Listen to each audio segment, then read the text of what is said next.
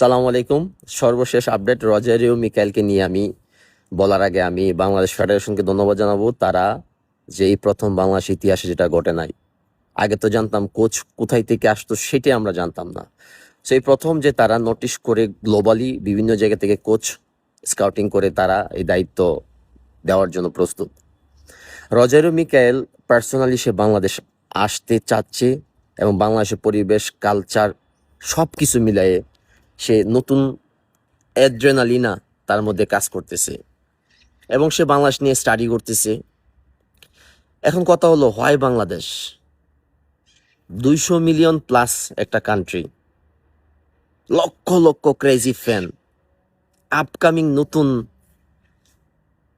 Football player যাদের globally footprint আছে, কে না চাবে এরকম একটা দলের দায়িত্ব নিতে? সেটা ক্রিস কোলেমান হোক বা রজারিও মিকাইল হোক, অবশ্যই তার পিছনে কেউ না কেউ কাজ করতেছে। বাংলাদেশ ফুটবল ফেডারেশন বাজেট বাড়াইছে, ধন্যবাদ। আর ওই বাজেটের মধ্যে রজারিও মিকাইল আছে, এটা আমি আপনাদেরকে এনশিওর করলাম। এখন বাকিটা দেখা যাক ফেডারেশন কি ডিসিশন নেয়। বাট রজারিও মিকাইলের সাথে আমার অনেকক্ষণ সময় কাটাইছি, প্রায় 3-3.5 ঘন্টা সময়ের মধ্যে অনেক গল্প হয়েছে। তার মধ্যে তার খুব ইম্পর্টেন্ট কিছু কথা, সেটা হলো গিয়ে সে নতুন কোনো টিমের দায়িত্ব নিতে চাচ্ছে চ্যালেঞ্জিং হিসেবে। কোচ মানেই চ্যালেঞ্জিং। তার দেখবেন তার ক্যারিয়ারে অনেক সাকসেস আছে, ম্যাক্সিমাম টিমকে সে ভাইস চ্যাম্পিয়ন বা চ্যাম্পিয়ন বানাইছে। অলিম্পিকে ইজিপ্টের মতো টিমকে সে কোয়ার্টার ফাইনালে নিছে।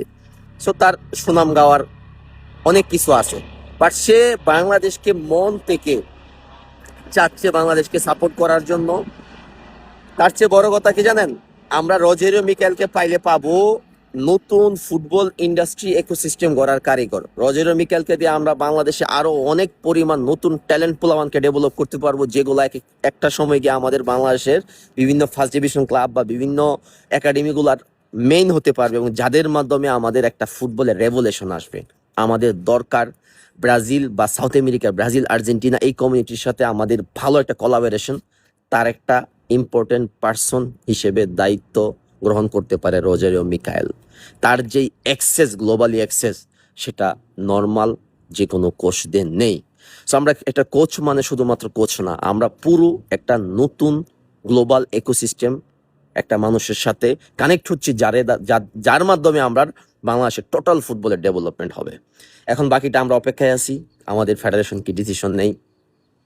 সবচেয়ে মজার কথা, রজারিও মিকাইল বাংলাদেশের সাথে, ফেডারেশনের সাথে ডিরেক্টলি আমি কমিউনিকেশন করতেছি, ফেডারেশনের যথেষ্ট পরিমাণ কোলাবোরেশন পাচ্ছি, সবাই আমার সাথে কথা বলতেছে। নো কমিশন বাণিজ্য।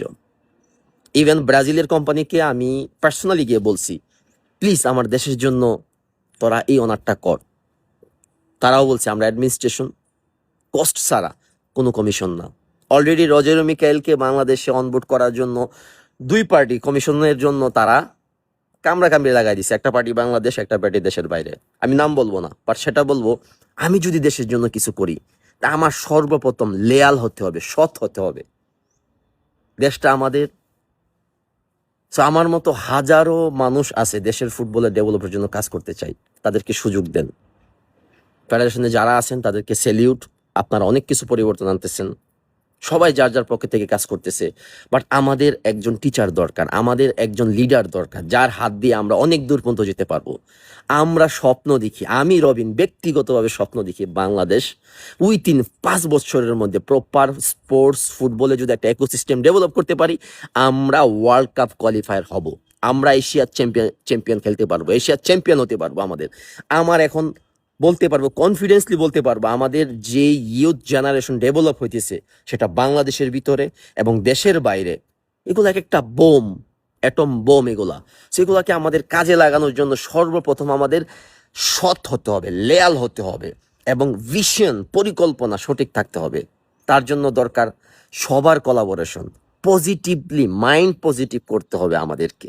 সেটা ফেডারেশনের লোক হোক, জেনারেল পিপল হোক, ফুটবল লাভার হোক, মিডিয়া হোক, সবার একটাই উদ্দেশ্য থাকতে হবে যে আমাদের ওই স্বপ্ন পূরণের উদ্দেশ্য, যেদিন আমরা দেখবো বাংলাদেশকে বিশ্বকাপ মঞ্চের মধ্যে বাংলাদেশ খেলতেছে।